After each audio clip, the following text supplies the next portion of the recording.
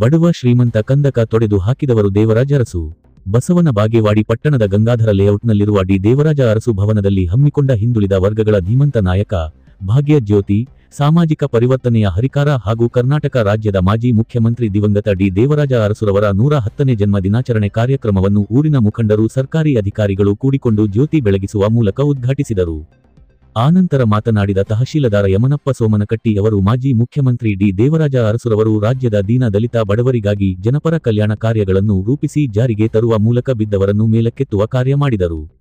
ಆಗಿನ ಮೈಸೂರು ರಾಜ್ಯವನ್ನು ರಾಜ್ಯದ ಜನರ ಹಿತದೃಷ್ಟಿಯಿಂದ ಕರ್ನಾಟಕ ರಾಜ್ಯವನ್ನಾಗಿಸಿ ಅಧಿಕಾರದುದ್ದಕ್ಕೂ ಜನಪರ ಕಲ್ಯಾಣ ಯೋಜನೆಗಳನ್ನು ಜಾರಿಗೊಳಿಸಿ ದೀನದಲಿತ ಬಡವರ ಆಶಾಕಿರಣರಾದರು ಎಂದರು. ಪುರಸಭೆ ಅಧ್ಯಕ್ಷೆ ಜಗದೇವಿ ಗುಂಡಳ್ಳಿ, ಉಪಾಧ್ಯಕ್ಷ ಅಶೋಕ ಹಾರಿವಾಳ, ರಾಷ್ಟ್ರೀಯ ಬಸವ ಸೈನ್ಯದ ಮುಖಂಡ ಶಂಕರಗೌಡ ಬಿರಾದಾರ ಮಾತನಾಡಿದರು. ಈ ಸಂದರ್ಭದಲ್ಲಿ ಹಿಂದುಳಿದ ವರ್ಗದವರ ಎಸ್ಎಸ್ಎಲ್ಸಿ ಮತ್ತು ಪಕೆಯಲ್ಲಿ ಹೆಚ್ಚಿನ ಅಂಕ ಗಳಿಸಿದ ಮಕ್ಕಳಿಗೆ ಸನ್ಮಾನ ಮಾಡಲಾಯಿತು. ತಾಲೂಕು ಪಂಚಾಯತಿ ಇಒ ಪ್ರಕಾಶ ದೇಸಾಯಿ, ಪುರಸಭೆ ಮುಖ್ಯಾಧಿಕಾರಿ ವಿದ್ಯಾಧರ ಕಲಾದಗಿ, ಹಿಂದುಳಿದ ವರ್ಗಗಳ ಕಲ್ಯಾಣಾಧಿಕಾರಿ ಶ್ರೀಮತಿ ಎಸ್ವಿ ನಿಂಬಾಳ, ಸಮಾಜ ಕಲ್ಯಾಣ ಇಲಾಖೆಯ ಸಹಾಯಕ ನಿರ್ದೇಶಕಿ ಗ್ರೇಡ್ 1 ಮಂಜುಳಾ ಹಿರೇಮನಿ, ಸಹಾಯಕ ಕೃಷಿ ನಿರ್ದೇಶಕ ಎಂಎ ಚೆರಜೇರಿ, ಮುಖಂಡರಾದ ಚಂದ್ರಶೇಖರ ಪಾಟೀಲ, ಶೇಖರ ಗೊಳಸಂಗಿ, ಕಿರಸೂರ, ಎಸ್ಬಿ ಕುಂಬಾರ, ಅರವಿಂದ ಸಾಲವಾಡಗಿ, ಅಶೋಕ ಚಲವಾದಿ, ಚಂದ್ರಶೇಖರ ಬಿರಾದಾರ. ಇದೇ ಸಮಯದಲ್ಲಿ ಊರಿನ ಮುಖಂಡರು, ಸರ್ಕಾರಿ ಅಧಿಕಾರಿಗಳು, ಯುವಕರು, ಶಾಲೆ ಮಕ್ಕಳು ಮತ್ತು ಹಿಂದುಳಿದ ವರ್ಗದ ಹಲವಾರು ಸಿಬ್ಬಂದಿಗಳು ಉಪಸ್ಥಿತರಿದ್ದರು. ವರದಿ ಮೆಹಬೂಬ್, 1X ನ್ಯೂಸ್, ಬಾಗೇವಾಡಿ.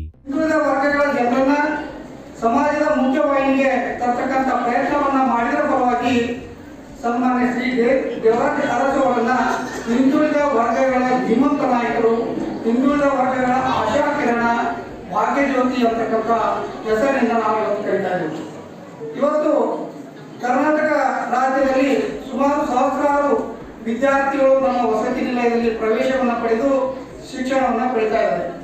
ಅದೇ ರೀತಿಯಾಗಿ ನಮ್ಮ ತಾಲೂಕಿನಲ್ಲಿ ಕೂಡ ಸುಮಾರು 19 ವಸತಿ ನಿಲಯಗಳಲ್ಲಿ 1621 ವಿದ್ಯಾರ್ಥಿಗಳು ಇವತ್ತು ವಸತಿ ಸೌಲಭ್ಯವನ್ನು ಪಡಿತಾ ಶಿಕ್ಷಣವನ್ನು ಪಡಿತಾ ಇದ್ದಾರೆ. ಅದೇ ರೀತಿಯಾಗಿ ವಿದ್ಯಾರ್ಥಿಗಳಿಗೆ ವಸತಿ ಸೌಲಭ್ಯ ಅಲ್ಲದೆ ವಿದ್ಯಾರ್ಥಿ ದಶಕದಲ್ಲಿ ಬಡವರು ಮಕ್ಕಳನ್ನ ಶಾಲೆ ಕಳಿಸೋದೇ ಬಹಳ ವಂಚಿತ.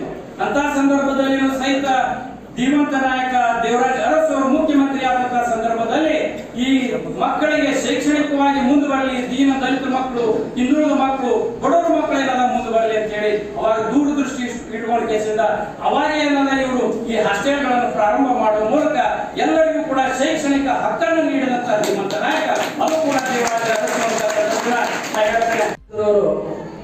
ಸಾಕಷ್ಟು ಇಡೀ ಎಲ್ಲ ವರ್ಗದ ಜನಾಂಗಕ್ಕೆ ಅನುಕೂಲವಾಗುವಂತಹ ಯೋಜನೆಗಳನ್ನ ಜಾರಿಗೆ ತಂದು ಈ ನಾಡಿಗೆ ಕೊಡುಗೆಯನ್ನು ಕೊಟ್ಟಿರ್ತಕ್ಕಂಥ ಹೆಮ್ಮೆಯ ಧೀರ ಮುಖ್ಯಮಂತ್ರಿ ಡಿ ದೇವರಾಜ ಅರಸು ಅವರು. ಅವರ ಒಂದು ವಿಶೇಷತೆ ಏನು ಅಂತಂದ್ರೆ, ಡಿ ದೇವರಾಜ ಅರಸು ಅವರು ಮೈಸೂರು ರಾಜ್ಯ ಇದ್ದಾಗಲೂ ಮುಖ್ಯಮಂತ್ರಿ ಆಗಿದ್ರು, ಕರ್ನಾಟಕ ಅಂತ ನಾಮಕರಣ ಆದಾಗಲೂ ಮುಖ್ಯಮಂತ್ರಿ ಆಗಿದ್ರು. ಅಂದ್ರೆ ಆ ರೀತಿಯಾದಂಥ ಒಂದು ಸೌಭಾಗ್ಯ ಯಾವ ಮುಖ್ಯಮಂತ್ರಿಗಳಿಗೂ ಸಿಕ್ಕಿಲ್ಲ. ಯಾಕಂದ್ರೆ ಅವರ ಅವಧಿಯಲ್ಲಿನ 1973 ನವೆಂಬರ್ 1ರಂದು ಮೈಸೂರು ರಾಜ್ಯ ಅನ್ನೋದು ಕರ್ನಾಟಕ ಅಂತ ಹೇಳಿ ನಾಮಕರಣ ಆಯಿತು. ನಮಗೆಲ್ಲ ಗೊತ್ತಿದೆ. ಯಾಕಂದ್ರೆ ಮೈಸೂರು ಅನ್ನೋದು ಕೇವಲ ಏನಾಗ್ತದೆ, ಅದು ಒಂದು ಜಿಲ್ಲೆಯನ್ನು ಮಾತ್ರ ಪ್ರತಿನಿಧಿಸ್ತದೆ, ಇಡೀ ರಾಜ್ಯವನ್ನು ಪ್ರತಿನಿಧಿಸ್ತಾ ಇರಲಿಲ್ಲ. ಹೀಗಾಗಿ ನಮ್ಮೆಲ್ಲ ಉತ್ತರ ಕರ್ನಾಟಕ ಹಾಗೂ ಮಧ್ಯ ಕರ್ನಾಟಕ ಹಾಗೂ ದಕ್ಷಿಣ ಕರ್ನಾಟಕ ಎಲ್ಲ ಹೋರಾಟಗಾರರು ಈ ಒಂದು ರಾಜ್ಯಕ್ಕೆ ಕರ್ನಾಟಕ ಅಂತೇಳಿ ನಾಮಕರಣ ಮಾಡಬೇಕು, ಅದು ಇಡೀ ರಾಜ್ಯವನ್ನ ಪ್ರತಿನಿಧಿಸ್ತದೆ ಅಂತೇಳಿ ಹೋರಾಟ ಮಾಡಿದರು. ಆ ಹೋರಾಟವನ್ನು ಬೆಂಬಲಿಸಿ ಮಾನ್ಯ ಏನು ಮುಖ್ಯಮಂತ್ರಿಗಳಾಗಿದ್ದರು ಡಿ ದೇವರಾಜ ಅರಸು ಅವರು, ಅವರ ಅಧಿಕಾರಾವಧಿಯಲ್ಲಿಯೇ ಈ ಮೈಸೂರು ರಾಜ್ಯ ಅನ್ನೋದನ್ನ ಹೋಗಲಾಡಿಸಿ ಕರ್ನಾಟಕ ಅಂತೇಳಿ ನಾಮಕರಣ ಮಾಡಿರ್ತಕ್ಕಂಥ ಹೆಮ್ಮೆಯ ಕನ್ನಡಿಗ ಯಾರಾದರೂ ಇದ್ರೆ ಅದು ಡಿ ದೇವರಾಜ ಅರಸು ಅವರು ಅಂತಕ್ಕಂಥ ಮಾತನ್ನ ಈ ಸಂದರ್ಭದಲ್ಲಿ ನಾನು ಹೇಳಲಿಕ್ಕೆ ಬಯಸ್ತೇನೆ.